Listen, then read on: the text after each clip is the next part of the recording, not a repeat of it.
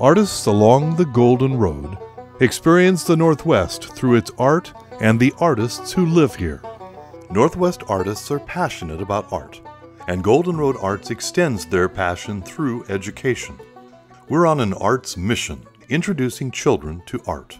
The Golden Road Arts nonprofit and Northwest artists help us provide our instruction free for children, encouraging and supporting the arts and arts education, now and for the future.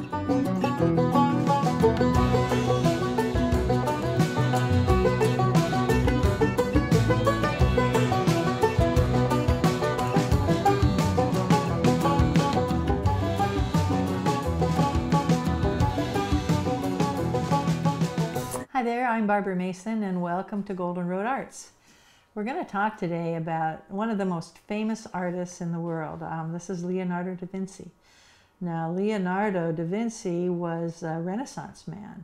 So a Renaissance man means that you're very good at a lot of things. Not just one thing, but many, many things. And you're not just very good at them, you're very accomplished. So much better than just good. And that was the way Leonardo was. And he was one of the first people that really was renowned for this type of skill that he had. He was a wonderful artist, a wonderful draftsman, and a great scientist. And we're going to talk today a little bit about his life. He was born in 1452. Now, 1452, that is, I think that's like 600 years ago, maybe more. It was a long time ago.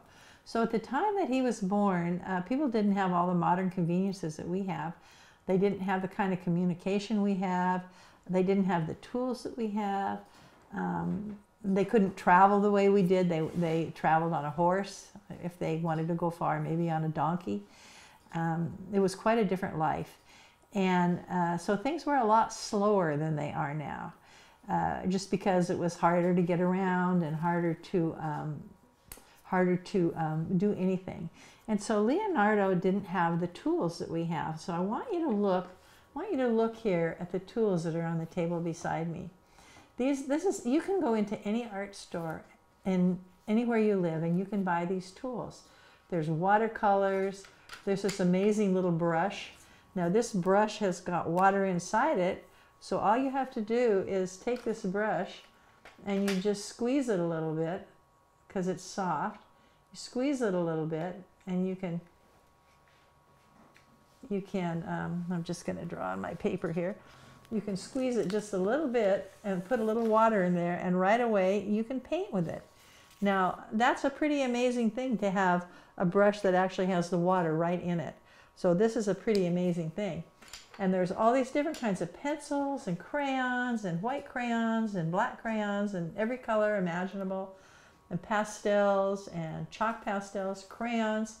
There's just nothing that we cannot go into an art store and buy here.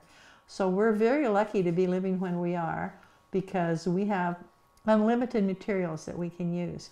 So in Leonardo's day, they had to make their own materials. As a young boy, he lived with his grandparents. And so when a lot of other kids were going to school, they kind of lived out in the rural area, and so his grandparents, they didn't really send him to a regular school. They just sent him out to observe the world.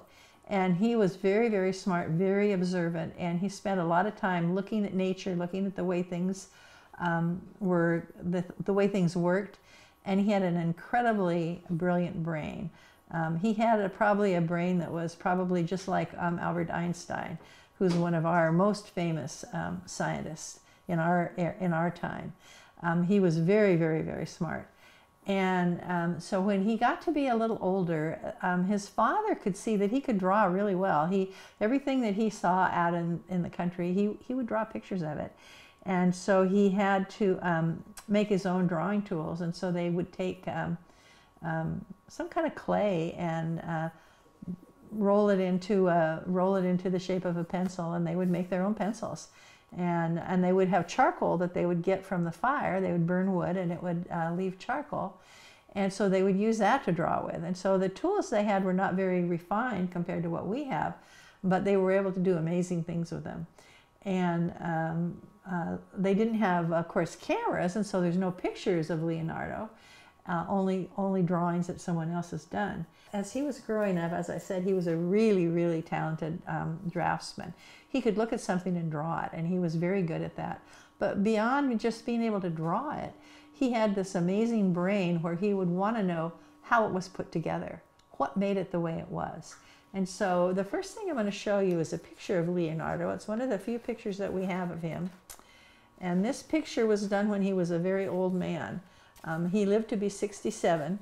And so this is a picture of him that was done by one of his apprentices that stayed with him for many years. And you can see this picture of him as a very old man. And you can see it's drawn, it's kind of a sepia color, kind of a brown color. It's drawn on kind of rough paper, and it's got a lot of fine lines. So they had very fine pencils, but you know, and they did have pens. So they drew with ink a lot. And so it's an amazing drawing. So obviously his apprentice was a pretty good artist as well. So Leonardo was very interested in the way things were put together. And he was a really good artist. So this is something that he drew when he was pretty young. And you can see how well he was able to capture the line of the jaw, the line of the neck, the way the forehead looks, how the eyes are set into the face. This is just a very rough sketch that he probably did in just a very few minutes. But you can see his amazing talent even when he was a very young boy. And as I said, he was very interested in how things were put together. And he was really interested in the human body. And as he got older, he drew pictures of people. And you can see this one in particular, if you can look at this and see the lines, where he has the lines where everything intersects. So he would say, okay, the mouth is here, and if you draw a line up here, it's going to be the outside of the eye, and this other line is going to be the inside of the eye. So if he figured out where everything should go on a person, and he made many, many, many drawings. In fact, I have a whole book of his sketches, this book here. It has all of his sketches in it, and these sketches, as you know, they're 600 years old. So that's pretty amazing that we still have these. And they were lost for about 100 years, and then they were found. And Leonardo was very revered in his lifetime. Everyone that knew him thought he was just amazing. He was not only a brilliant man, but he was such an amazing artist. And he was interested in light and shade and how things would look if you changed the way they looked. So we're going to put some pictures of things that are in these notebooks. And also, I want to show you a picture of Leonardo's writing, and I'll find one in here. Leonardo wrote, of course he was Italian, so he wrote in Italian. So you can see on the bottom of this, not only is this Italian, but it's backwards. And so people talked about, why do we think he wrote backwards? Do you think he was trying to hide what he was writing? Well, what we really think is that he was left-handed, and it was easier for him to write across this way than it was for him to write this way, because they wrote with a pen and ink, pen that you would dip into ink. And as you wrote, if you're right-handed and you're writing this way, you're not dragging your hand across your writing. But if you're left-handed and you're writing this way, every time you make a mark, you're dragging your hand across it. And so you're smearing your work. And so we think that he wrote this way because he was left-handed, and because he wrote this way, he was able to write without smearing his work. And so we think that's why his work is backwards. But if you hold it up to a mirror and you're Italian and you can read Italian, you'll be able to read his writing. And so he wrote on all of his drawings that he did. There are many, many descriptions of things that he observed. He was a great observer, and he spent a lot of time just looking at things and thinking about them. And I've been doing a lot of reading about Leonardo. He's probably one of the most famous artists that ever existed. And one of the things that he said was that if you're really going to invent something, or you're really going to create something, you have to be alone. He felt that if you were by yourself, that your mind would work better than if you were distracted by other people. So he did his best work, he thought, alone, where no one was around. Now, Leonardo didn't just draw, he was a wonderful painter. And I'm going to show you some pictures of paintings that Leonardo did. At the time that he was a young man, He left the place where he was born. He was born, as I said, in the little village of Vinci. And at the time, if you were born in a village, a lot of times you would say da Vinci. It meant Leonardo of Vinci. And there was a little more to his name too, but that's mostly what we know him by now, Leonardo da Vinci, which means Leonardo from Vinci. And so when he was about 14, his father could see what a wonderful draftsman he was and what talent he had. And so he sent him to Florence to be apprenticed to a famous artist there. And so the way it worked there, you know, here, if you get to be a pretty good artist, you go to school and then you go to an art school. But the kind of art schools they had in 600 years ago, it was an apprenticeship. And so you went to work with a famous artist that was already making work, and he would have maybe 10 or 15 other artists there, and you were the youngest one, and you would learn from everyone. So everybody did things a little differently, and you would learn things as you went along, and they would all teach each other. And very soon, they could see that Leonardo was so talented. He was so talented that he actually did things that were more impressive than his teacher. And one of the things that he did was, this is called the Baptism of Christ, this picture right here. And this picture, Leonardo painted the angels in this picture right here. And he was about 20 when he painted these angels. And if you look at them and you look at the rest of the picture, you can see, if you're really careful, you can see that it was done by, it's in a different style than the rest of the picture. And so one of the things that Leonardo started using, he started using oil paint. So most of the artists of his day, they used tempera paint. So they would take pigment and they would mix it with egg yolk. It was called egg tempera. And they would paint with that. And it gave you a beautiful painting. But oil paint, Leonardo thought oil paint gave you an even better painting. And it lasted longer, was easier to mix, and you could get lots of beautiful layers. And so he did a lot of layering with his oil paint. So I want to talk a little bit about one of Leonardo's this is probably the most famous painting in the entire world. This is the Mona Lisa. So we think that this painting was done by a woman of Lisa del, if I'm going to say this right, Giocondo.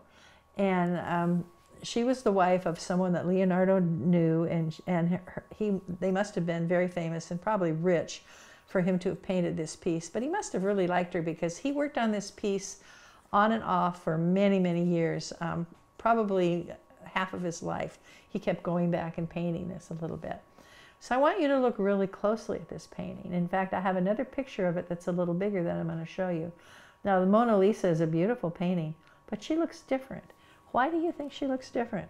Not only does she have a beautiful smile, let me find the other painting over here.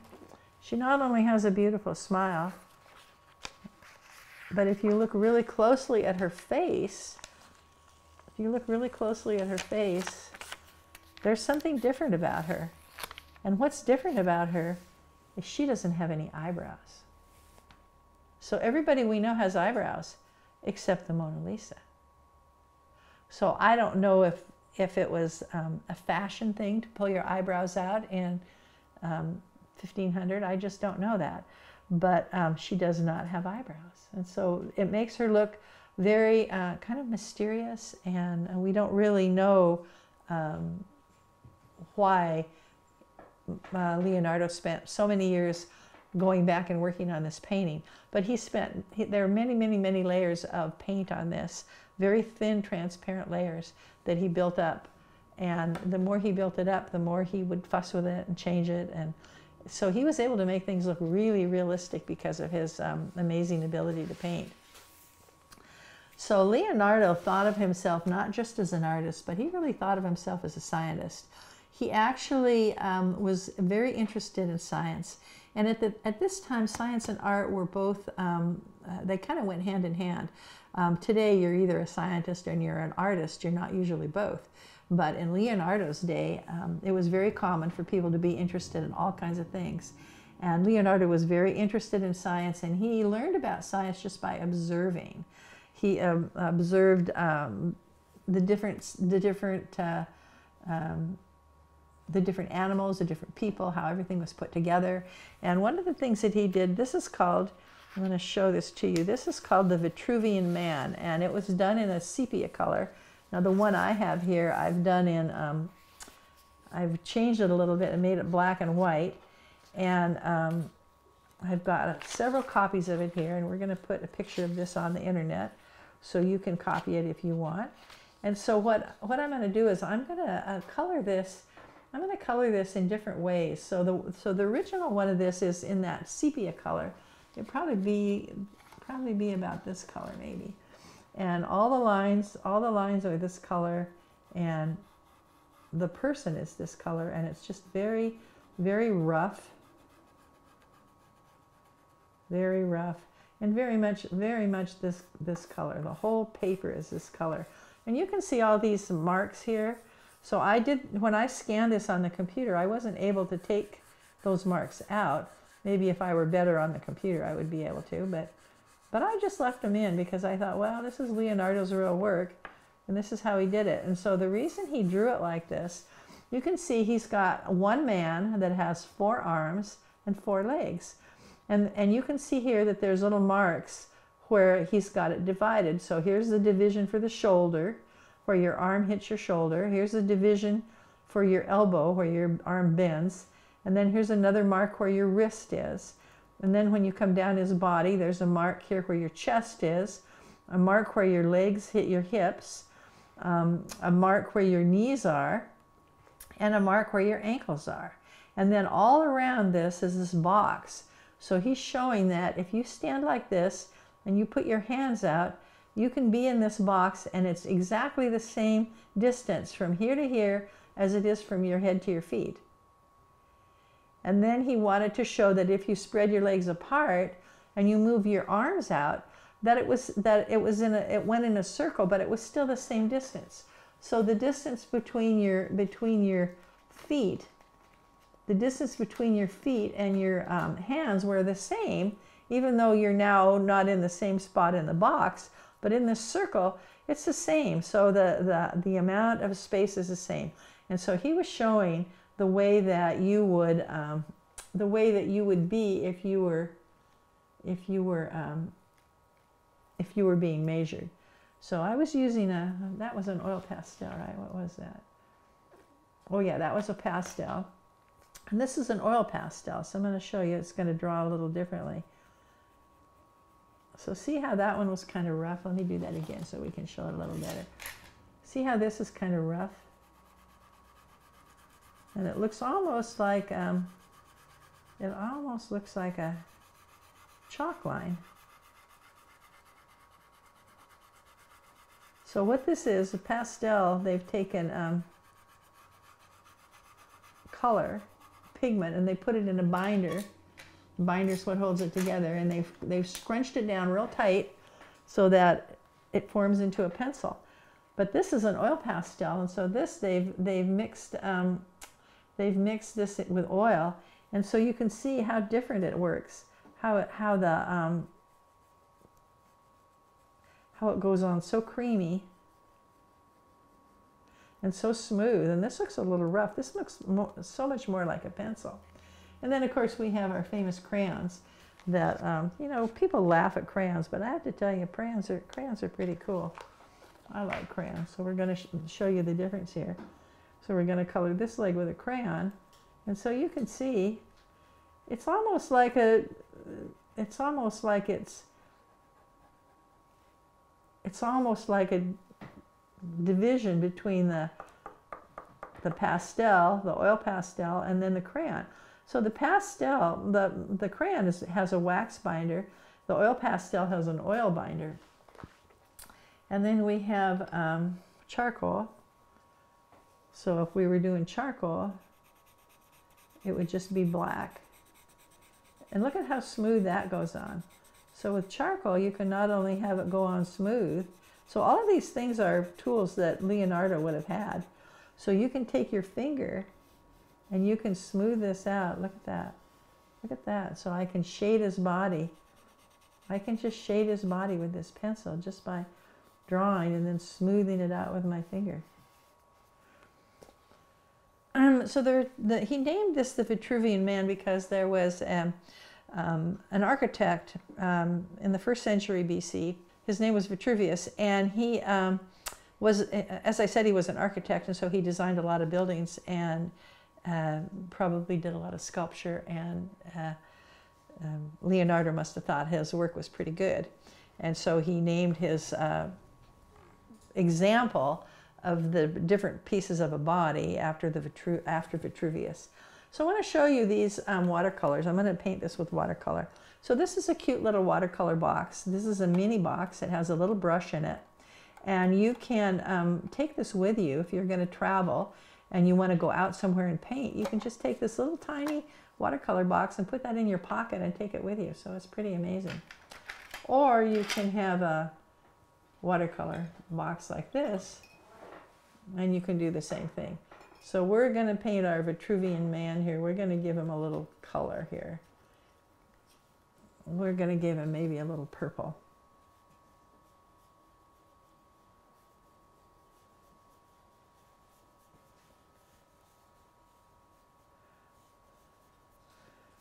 So when it's your work, you know, you can color it any color you want. I just kind of thought purple might be a good color for him.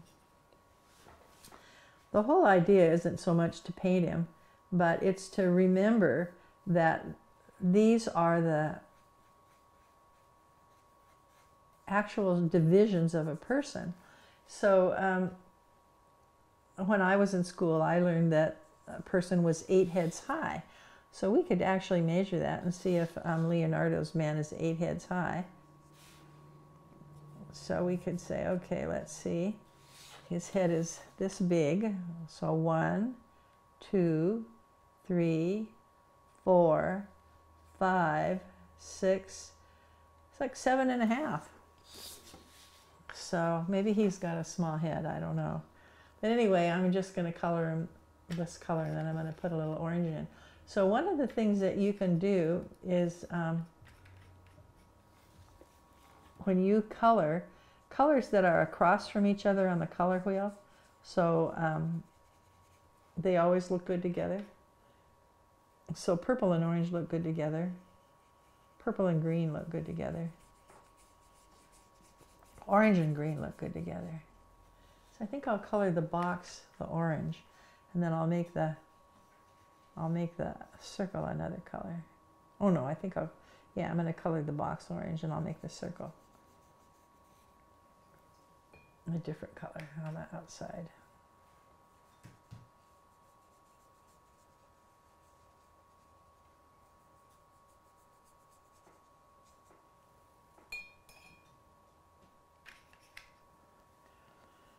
So Leonardo was just a really famous artist, and he, as I said, the Mona Lisa is probably the most famous and most expensive painting in the world.